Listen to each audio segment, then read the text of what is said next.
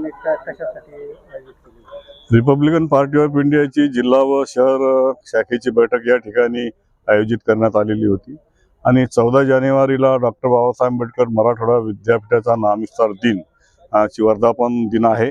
त्यानिमित्त Republican party of इंडियाच्या वतीनं वर्धापन दिन भव्य प्रमाणात साजरा करण्यात येणार असून त्या ठिकाणी या पूर्व तयारीसाठी या ठिकाणी ह्या बैठकीचं आयोजन करण्यात आलेलं होतं। रिपब्लिकन पार्टी ऑफ इंडियाचे राष्ट्रीय अध्यक्ष आणि केंद्रीय सामाजिक न्याय राज्यमंत्री माननीय रामदासजी आठवले साहेब या ठिकाणी 14 जानेवारीला येणार आहेत आणि या सभेला ते मार्गदर्शन करणार आहेत।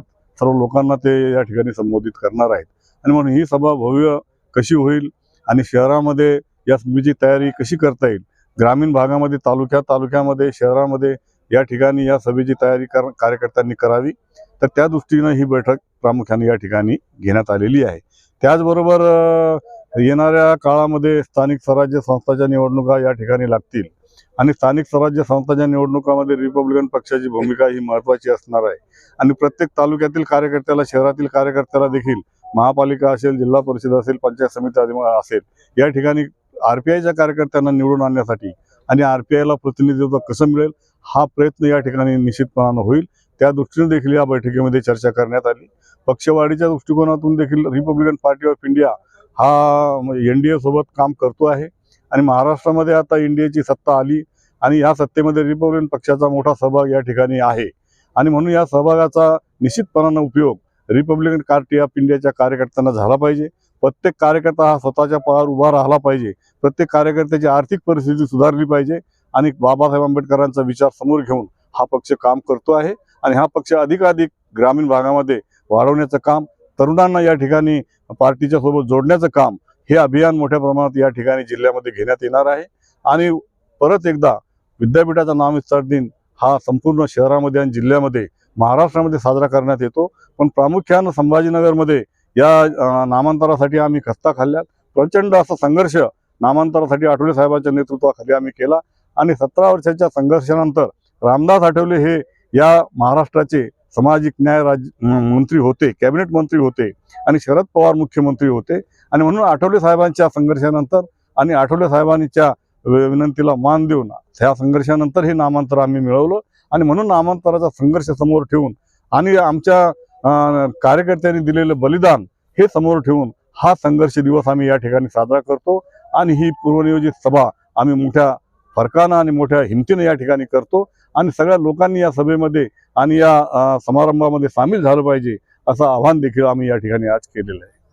दादा, रिपब्लिकन पार्टी ऑफ इंडिया हा महायुतीचा घटक पक्ष आहे आणि सातत्याने मागणी होते त्या पक्षाला सत्तेमध्ये असूनही वाटा मिळत नाही आणि एक मंत्रिपदाची आणि MLCची मागणी केली, ही कुठपर्यंत आली, त्याच्या संदर्भात काही चर्चा झाली?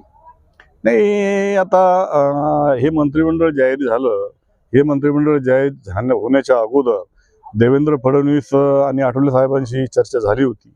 अमित शहाच्या बरोबर देखील आठवले साहेबांची चर्चा झाली होती आणि रिपब्लिकन पार्टी ऑफ इंडियाला एक मंत्रिपद देण्याचं त्यांनी कबूलही केलं होतं, आश्वासनही दिलं होतं, परंतु मात्र आश्वासनाची पूर्तता झाली नाही।